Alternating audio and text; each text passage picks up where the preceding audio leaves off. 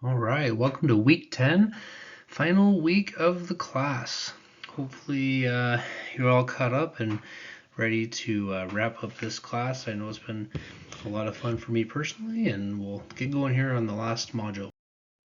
So, agenda for this week, we'll do an introduction real quick on crime scene processing, crime scene photography, just basic scene mapping tools and techniques. And when I say introduction, that's really all we'll have time for. Understand that crime scene photography is typically at least a 40-hour or more course on its own. Scene mapping would be weeks long to learn or be certified in any one of these tools or areas. So this is really just to provide an overview into the context of what we talk about in crime scene processing. All right, so when we're talking about crime scenes, and how we're going to process them, first and foremost, law enforcement has to have scene security. And by scene security, we mean a few different things, right? They have to have control over the scene, making sure that no suspects are at large or at least contained within the scene, so that there's no ongoing officer safety threat for investigators that are there at the scene. But also, we're talking about preservation of evidence, making sure that it's not going to be destroyed and that the perimeter has been established to keep onlookers, family, friends, general public out of the scene so that the investigators can do their work. One case that had extreme media attention from a while ago, but the DC sniper case is an example of needing to have a large perimeter and understanding the great lengths that media would go to learn details of that case. There's actual documented cases where members of the media were found in the dumpsters of the law enforcement alleyways, and they were going through all kinds of papers and notes trying to pick up any kind of details on the case that they could. The media also were found to have rented out hotels and office space in adjacent buildings and had massive telephoto lenses trying to look through the windows of the police department across the street to, again, find details of the case and try to make that story even more sensationalized.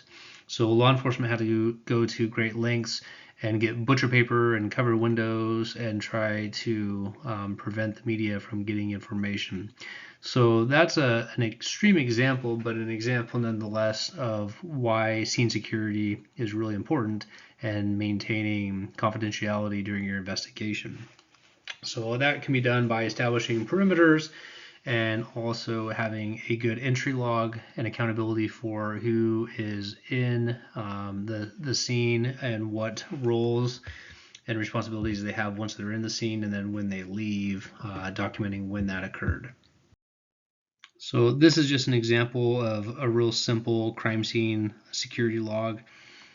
You would just have the assigned officer who's manning the post, which department they're from, which crime scene location, because you might have multiple crime scenes for one incident, and then the officer's name, rank, the time in and out, and what their duties in the scene were, basically why they were there, and any kind of contamination that they may have caused while they were there. So initially, investigators are going to want to do a scene walkthrough, and that's important to, number one, understand kind of the context of the scene, any challenges that the scene itself is going to present in how it's processed, but also the complexity of the evidence that's contained within it, and for the investigator to determine whether or not the perimeter is appropriate. Is it large enough? Is it too large? What has already been disturbed or may not be disturbed, and then also developing that investigative plan for a path of contamination. How do investigators get into the scene and leave the scene? Has aid or other personnel already contaminated the crime scene? Is there any fleeting evidence that needs to be preserved, before maybe wind or rain come that could also further eradicate evidence? So when we're looking at any kind of crime scene, we want to make sure that we're considering the originating stages of evidence. So you can see here we have the pre-crime scene stage, which will contain evidence such as planning, any kind of note-taking or research, purchasing of crime supplies that a suspect might do for any number of different types of crimes. Then you have the criminal event stage, which is where most of your transfer of physical evidence is going to occur. That's between the suspect and victim to suspect, or the suspect to the scene. Think about that as the Lockhardt's exchange principle. And then you have the post-crime scene stage, where your suspect is going to attempt to avoid apprehension. They're going to cast off or try to destroy evidence, clean it up. That's where you have some additional transfer or takeaway of evidence, and then proceeds of the crime. If it was a theft, they're going to take whatever items of value that they were intending on taking. So as you're at a scene, you need to be thinking about all three stages and, what's missing from the scene, what's here at the scene that maybe shouldn't be, what efforts have been done to try to cover up or clean up the scene, and then what, if anything, was done that you could find that would have shown the planning for the incident. So anytime you are doing a crime scene processing or an investigation, you need to have an investigative plan. When we talk about an investigative plan, what does that include? It's going to include things like legal authority. What legal authority do you have to be in the scene? So that's going to ask the question, do you have a warrant? Do you need a warrant? What items need to be covered in the warrant?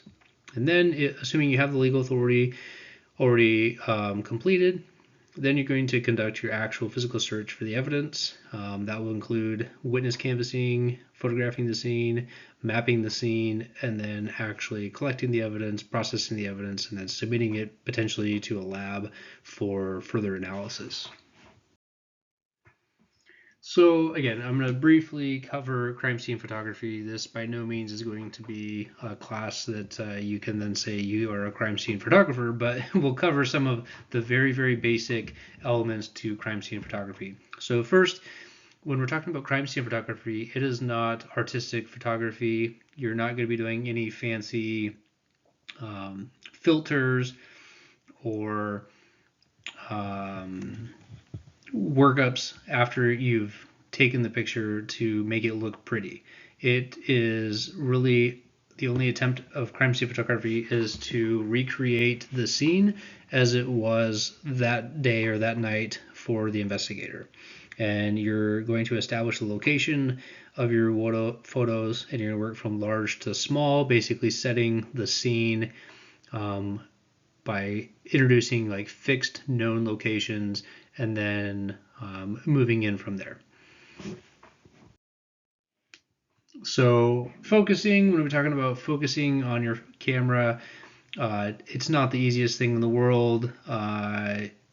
Generally speaking, you're not going to be using your iPhone or something like that to be taking crime scene photos. You'll be using a digital SLR camera with a lot of different focus and aperture settings, and you can obviously use a autofocus or a manual focus to take the most appropriate picture depending on your environment and what type of setting you're in. So some examples of autofocus. Again, the reason why you're going to be taking crime scene photos is for evidentiary purposes later, to either recreate or demonstrate what the scene was like, or to capture fleeting evidence that day or night. So it's important that you get whatever the object is you're trying to obtain in clear focus. So still not in focus, it looks better than the first picture. And there, now we have a photo that's usable and it's in sharp focus. This, again, I'm not going to make this a photography class, but just so that people are aware, when we're talking about different elements of taking a photo, you have aperture, which is going to impact the depth of the focus for the field of focus of the photo. shutter speed, basically how quickly it's going to capture the action. If it's something is moving fast and you have a slow shutter speed, it's going to be blurred. If it's moving fast and you have a very fast shutter speed, you're more likely to have it in sharp focus. And then the ISO, talking about the grittiness or grains within the photo itself, and the brightness contained within the photo. So I won't get into a lot of that, but just so you have a general contextual understanding of those terms as we move forward, that's what they'll be in reference to.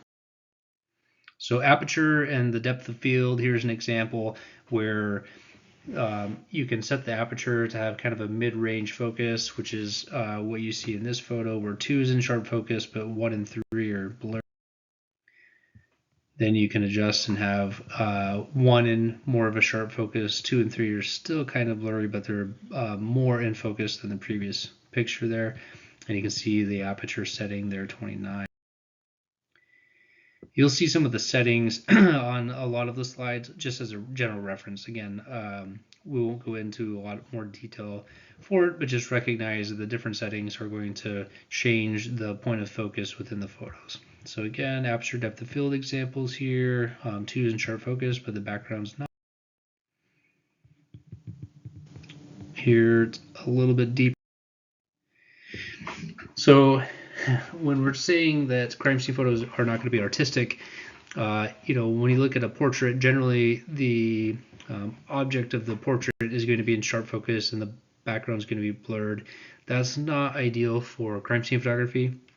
You're trying to get as much detail in sharp focus as possible so that the viewer has contextual understanding of where that evidence is in relationship to the rest of the scene. So just understand that's the general goal of crime scene photography, is to get as many things in focus as possible. Shutter speed, again, understanding that depending on your target of the photo, if it's moving, you might have to adjust your shutter speed, also adjusting it based off of what amount of light is available at your scene so that you have sufficient light exposure to illuminate your subject and actually have it be visible on the camera. So here's an example of how difficult that could be at nighttime if you're using a pop-up flash with too slow of a shutter speed. It's just too dark, you can't really see a whole lot. Then you can see a top-mounted flash, still same nighttime scene as what you saw before, but a very quick flash and shutter speed at 1/60th of a second to get that exposure. Some challenges using flash photography. Obviously, if your subject, what you're trying to take a picture of, is reflective, you're going to get that really bright reflection of the flash, and then you may not be able to actually see what it is you're trying to document. Another example, trying to document a bullet strike, and the flash basically is the only thing that you see, not much of the detail that we're trying to get there in the photo. Another example of direct and how you can minimize it by changing some of the camera settings. So overalls, how to take an overall photo, that's where you're going to try to get as many just pictures of the scene before any manipulation or like evidence placarding has been done at the scene.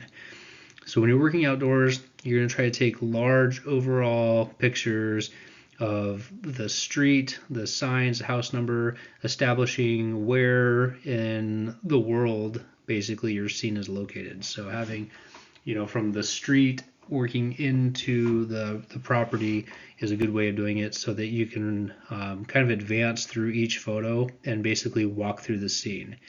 And then once you have all of your overalls done before there's been any evidence labeled, you'll want to go back and redo your overall photos so that it has all of the same progression with your evidence labeled there. And as you take your pictures, you're trying to link the evidence items to the scene, and then that scene to the surrounding environment, so that you can quickly see where all of those items are in play and what their relationship is. So some examples of an overall of a gas station, you're setting way back in the scene and creating just an overall understanding of where the gas station is in relationship to a street or other surrounding buildings. Same thing, this is obviously an arson case, showing where the house is in relationship to the property, how back it's set, helps give a general context of the house and its orientation. Another example of the house, you also see overall some other evidence there in the kind of mid foreground that will be more important, but you're seeing where the house and the side yard and the driveway are in relationship to kind of the larger scene. And there's all of these photos prior to labeling. You'll see some more examples after the placards have been set. So placards are set. Now we can go back to the previous slide if we needed to, and you can see where the clothing was in relationship to the house. But now you can see the placarding 1, 2, 3, looks like to 12. And then in your evidence log, you would understand what each piece of those evidence markers is in, what each one was. Same thing if you're processing a vehicle, you want to do overalls. So photos all the way around 360 degrees around the vehicle. So that you have large context over the vehicle before you move into any kind of close-up. Another example of a vehicle overall. So again, overalls, you're scene establishing, you're taking the scene photos as is prior to any manipulation. You retake them after the scene's been labeled. Keep the camera or the film parallel, so you don't want to have any images from corners or from weird angles. You want to basically keep them at 90 degrees. Try to exclude irrelevant information if possible. You don't want to have any bystanders or different weird objects in your photos that aren't relevant to the scene that you're investigating. And then you want to try to take the order as you are walking through the scene so that it flows naturally. If you are moving forward photo by photo, it naturally would just lead you through the progression of the scene. So that's overalls. Now we'll take a look at mid-range evidence establishing. So mid-range, you're trying to document individual pieces of evidence and link those individual items to the crime scene. And so to do that, you want to, in the same photo, use some fixed feature of the scene. And by fixed feature, we're talking about something that is going to be there kind of no matter what. That could be a wall or a doorway. It could be a curb, a sewer mantle, something that's going to be there and is not going to be easily moved. And you could go back to the scene, a week or a year from now and find that exact point, and you could take measurements from it if you needed to. So that mid-range is going to give a visual representation of the evidence and interrelationship between the scene. And then that's going to be followed up after a mid-range with close-up images. So look at. So again, mid-range photo, you can see an evidence placard, and then you see a whole bunch of other like fixed objects around it. So you have the pipes, you have that pillar and the cone. The cone's obviously not a fixed object, but the rest of them are. So we know and can draw some relationship on where placard 1 is in relationship to that building wall. Now we have a closer mid-range to where we see the placard and the shell casing, and then we have a north directional indicator. So now we have, again, more information from which we can see the orientation of the shell, but that's not a close-up because we don't have the fine detail yet of the shell casing. Not a mid-range here. It's not a mid-range because it's too far away to really tie into any fixed features. This is definitely not a mid-range example. There's no fixed features from which to draw any significance or relationship with.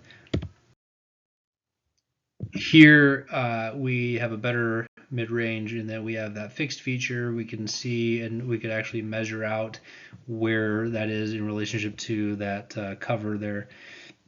And then we have the placarding and a little bit of a wall from, again, to orient the scene.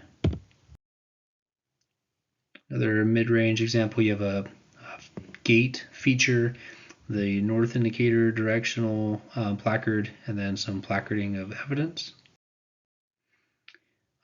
This is not a mid-range or a close-up. It makes it almost impossible to see the shell casing there on the carpet. So again, this might be something that you took during the overalls, but without any placarding or fixed reference point, you would not know what room that's in or where in any room that piece of evidence might have been located. So now close-ups, this is where, again, you're documenting a single piece of evidence, and it's going to fill up as much of the actual picture as possible, and you're going to photograph it as is without any manipulation, not moving it. That'll be done later at the lab for analysis.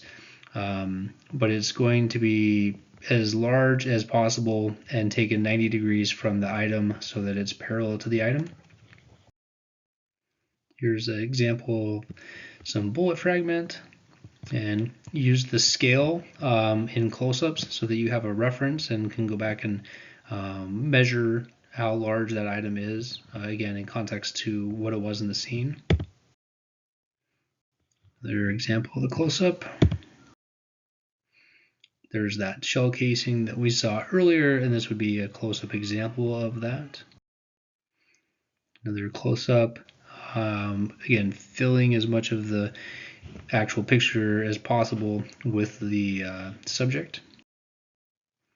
Some more close-up examples. As you can see in grass, that can be somewhat difficult to do, but you can clearly see the scale and then the relationship of how large that shell casing is to get some detail there. And a couple more examples.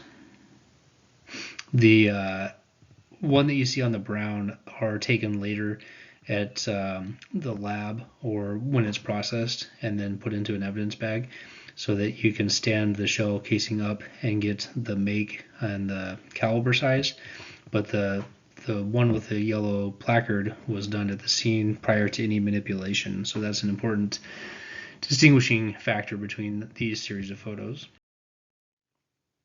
And again, close-ups, some bullet fragmentation. The one on the left there is done in the lab being processed, and the one on the right is as it was at the scene. Some more examples there. So what if you have a knife? Close-up documentation for a weapon is that you're going to use a series of photos, and for knives, especially a folding knife, getting a series of close-up photos in open mode, in a closed mode, on the left and the right, so that you can see 360 degrees around the knife, and then you can see different details and some blood residue depending on which side you're looking at. And then in the far left, you can see where the knife was in relationship to the search. Looks like it was in a drawer. And then later, when it's manipulated, those are done at a lab or in a controlled environment where you can control the lighting better and manipulate the object to get the highest quality photo possible. So another example of getting that overall photo to see where the scene placarding is, and then getting more of a mid-range so we can see where 6 is now with a little bit more detail, and then ultimately that close-up picture. And getting a picture before and after scale. So before scale, I can see a bullet passing through a vehicle windshield, and then adding a scale to it so that you can actually get context as to how large that damage is. So examination quality, when we're talking about that macro or close-up photo, is primarily you're using the maximum amount of detail with the least amount of distortion for a comparison.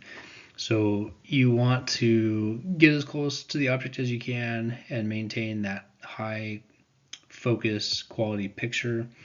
It's also used for blood stain pattern analysis with regards to that scale being visible, so that later on scientists can use that to record the shape and size location of different blood stain evidence as it might appear on a wall or on various objects. And here's another example of a fingerprint, using it to scale so that analysis could be done from that. All right, so that's a very brief introduction and overview over crime scene photography. So now that the photos are done, that's the kind of the first thing in processing the scene. Now we're gonna do some mapping or measurements, which is going to tie those specific evidence items to measurable locations for the scene. And that's going to be extremely necessary for chain of custody in identifying where the items were located in the scene, who obtained that, and then as it gets entered into the evidence system, where it goes from there. So when we talk about mapping, the typical or standard mapping or modeling now is 3D mapping. And when you look at the module videos, you'll get some good examples of different types of mapping tools. This one example is one that my department uses, the Trimble X7 to 3D laser scanner. And it's able to take millions of points of data with a laser and be accurate to less than a millimeter degree of error. And it takes so many measurements in a 360 degree manner that it looks like it's a photo, but it's actually individual points in a point cloud that are all measurable. And so that's what's illustrated in the image to the right, is a point cloud that would be 3D measurable. And then within the software, you can go in and annotate pieces of evidence and mark them up, and you can take measurements and get those distances. And then from that 3D model, you can, depending on some court jurisdictions, you're not allowed to show real 3D renderings of scenes, but they will allow more of a cartoonish sketch makeup of the scene. And that's what the middle of the diagram there shows, where you can use the same software and do a kind of a 2D down map, still to scale and still highly accurate, and you can do measurements from it, but it's more palatable for some court jurisdictions, and they will allow that in where they may not allow that 3D computer generated model in for the witness testimony. So we've taken photographs, we've made a 3D model. What do you do then to process and finish up the scene? Well, you've got to collect and secure the evidence. Again, chain of custody indicating where it was all collected and who collected it. Then a lot of that evidence is going to be submitted to either the toxicology lab or the crime lab for further analysis. Could be ballistic analysis or tool mark analysis, DNA, that kind of stuff. Witness and suspect or victim interviews, that if they're not readily available for interviews, there's going to be a great deal of witness canvassing or video canvassing for the neighborhood, looking for security camera footage that might exist, and then providing media briefs and press releases. And then the casework of the investigation continues. And then once all of that is done, the case is completed, it's submitted to the court. And then there's going to usually be a subsequent criminal trial, and then potential follow-up trial or appeals that could happen through the court process. So again, lots of information thrown at you to give you that high-level overview But for this week, the final week, we're going to just kind of wrap everything all together from what we've learned in this class and apply it to the final assignment. There's kind of a practical there that you'll get to work through, and we'll also kind of just discuss what lessons we learned and what takeaways you had in the class. Hopefully you've gotten a lot out of it. As always, feel free to contact me if you have any questions or concerns, and look forward to seeing your discussions and comments in the module. Thanks.